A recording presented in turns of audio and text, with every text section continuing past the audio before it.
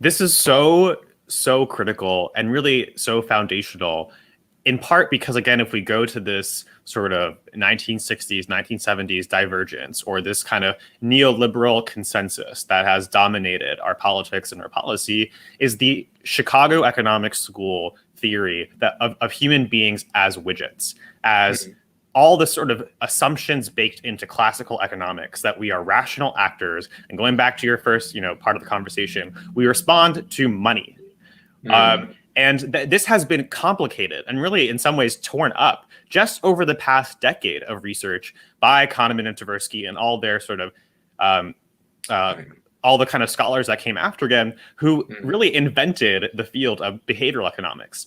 But it's all rooted in this fundamental, really evolutionary theory of human beings as social, as fundamentally what distinguishes us, what distinguishes Homo sapiens in solving all these coordination problems is our communication and social skill.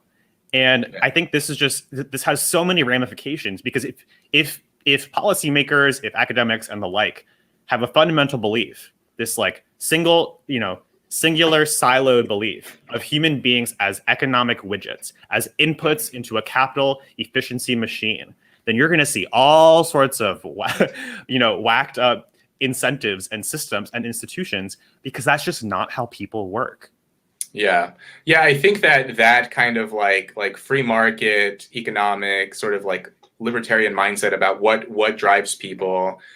It probably has had like an outsized effect on the way people think about what people respond to and what's important to people.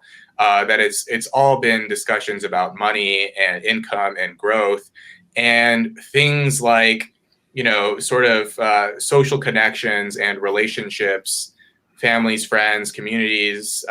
That's been overlooked because, one thing is people have found ways to do this, but generally speaking, it's very hard to measure, right? You can't like directly measure it the way that you can with income or with education or something, right? Like measuring maybe the number of relationships, but also the quality. How do you measure quality of relationships? And No, so to this point, this is really fundamental, because the idea of what we measure is what we do and what we pursue is, well, in some sense, we actually do have metrics, right? And if you look at life expectancy measures, if you look at quality of life reported measures, yes, some of these metrics are self-reported and they're like qualified in that way. But to your point is, we've basically only been optimizing for one single variable, which is returns to capital, right? Returns to profitability for firms.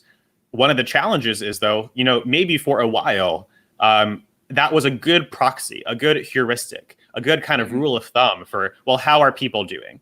Right? If my firm increases its bottom line, increases its return to shareholders, that must mean I'm hiring locally, I'm investing in my community, and giving something of value to people.